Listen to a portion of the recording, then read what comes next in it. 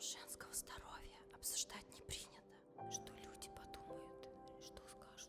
Я люблю детей, но у меня их пока нет. В голове как рожать третьего ребенка, будучи не рожала, не женщина. Мне было всего 22. Перестать говорить шепотом, перестать стесняться. Произносить вслух слово «менструация», не придумывая фразу замещения. Говорить открыто «я хочу иметь ребенка» или предпочитаю прожить эту жизнь только для себя. Не скрывать, что не сможешь больше забеременеть. Рассказать другим, что у тебя была онкология, что ты потерял ребенка, что ты передвигаешься в инвалидной коляске, но в 3-й раз станешь матерью. Я попала в аварию на Кипре. Таксист уснул за рулем. Я с ужасом осознавала, что у меня работает половина тела, вниз, начиная от талии. Но 4 года упорных тренировок и лечения прошли недаром. У меня частично восстановились тазовые функции и пошли месячные. Они шли нерегулярно, раз в 2-3 месяца, поэтому я не обратила внимания, когда они в очередной раз не пришли. И тут я узнаю, что у меня будет ребенок. У меня была паника. Как рожать ребенка, будучи на коляске? Что люди скажут? Боль, стыд и страх – вот те чувства, которые я обычно испытываю в первый день менструации. Однажды я ехала со своим другом домой в автобусе, и у меня начался болевой синдром, а я упала на пол и просила пить. На меня посмотрели, как на пьяницу, и прошли мимо.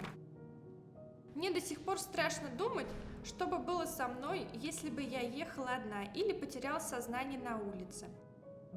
Боль была где-то в области живота, я думала, что у меня что-то с желудком. Но в один день мне было так плохо, что мне вызвали скорую. Медсестра сразу сказала, что это дисменорея. Оказывается, все это время у меня болел не желудок или какой-то другой орган брюшной полости, а сокращалась матка. Врач сказал, что у меня большая опухоль на правом яичнике, и мне нужно обратиться в онкологию. В голове как будто образовался вакуум, в ушах стучала кровь. Явно не такие слова я ожидала услышать 22 года. Когда я пришла в себя после операции, рядом со мной была мама. Потом я просто прошептала: «Все, вы удалили». Она кивнула. Основным минусом моего состояния является хирургический климакс. Сильные приливы, гипергидроз, частая смена настроения, плохой сон. Я познала и продолжаю познавать все прелести климакса.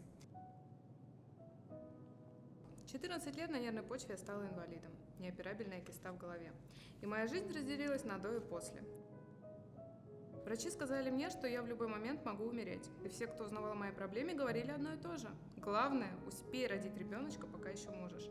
Никого не волновал мой возраст, здоровье, финансовое состояние и то, что ребенок может остаться сиротой. Child-free – это не про ненависть к детям. Я люблю детей, но у меня их пока нет, и в ближайшее время я их не планирую. Пришла на прием, сделали УЗИ. Все проходило в молчании. Включили сердцебиение, а там тишина гробовая. Ревела еще месяца 6. Хотелось поговорить с кем-то об этом, психолог, группа анонимная, но не с кем. Муж был со мной в палате, когда на свет 16 февраля 2019 года появился наш Валера.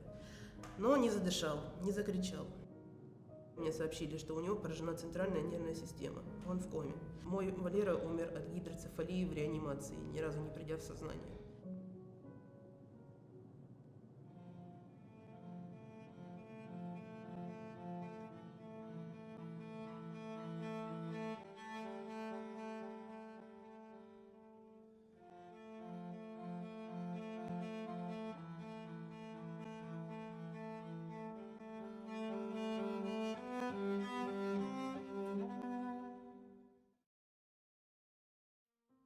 Внутри каждого из нас уникальные истории, поэтому делиться ими значит помогать тем, кому сложно сейчас принимать себя и свое тело.